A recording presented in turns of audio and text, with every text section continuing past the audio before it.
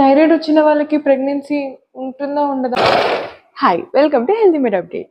So అంతకంటే ముందు అసలు ఈ థైరాయిడ్కి ఇంకా ప్రెగ్నెన్సీకి అసలు రిలేషన్ ఏంటి అని చూద్దాం. ఈ థైరాయిడ్ ఇష్యూస్లో మనకి 2 types. One is hypothyroid, the other one is hyper thyroid. Hypothyroid వల్ల మన మెటబాలిజం రియాక్షన్స్ అన్ని స్లో డౌన్ అవుతాయి. సో దానివల్ల ఈ ఓవ్యులేషన్ని ఎఫెక్ట్ అవుతుంది. అండ్ ఈ హైపర్ థైరాయిడ్ అంటే మీ మెటబాలిజం ఫాస్ట్ అవుతుంది. దానివల్ల కూడా ఈ ఓవ్యులేషన్ ప్రాసెస్ అనేది డిస్టర్బ్ అవ్వచ్చు.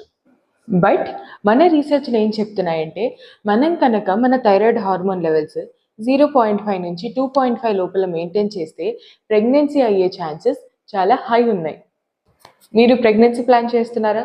అయితే anti TPO, TSH, vitamin D levels check చేయించుకోండి. థైరాయిడ్ ఉంటే ప్రెగ్నెన్సీ రాదన్న మిత్ ట్రాప్లో మీరు కూడా పడుతున్నారా? అయితే దాన్ని పక్కకి తోసేయండి. సరైన ట్రీట్మెంట్ అండ్ మానిటరింగ్ ఉంటే ఈ థైరాయిడ్ని కూడా మీరు హీల్ చేయగలుగుతారు. ఈ థైరాయిడ్ని ఎలా హీల్ చేయాలో తెలుసుకోవాలనుందా? అయితే థైరాయిడ్ అని కమెంట్ చేయండి. నెక్స్ట్ వీడియో మీ ముందుంటుంది.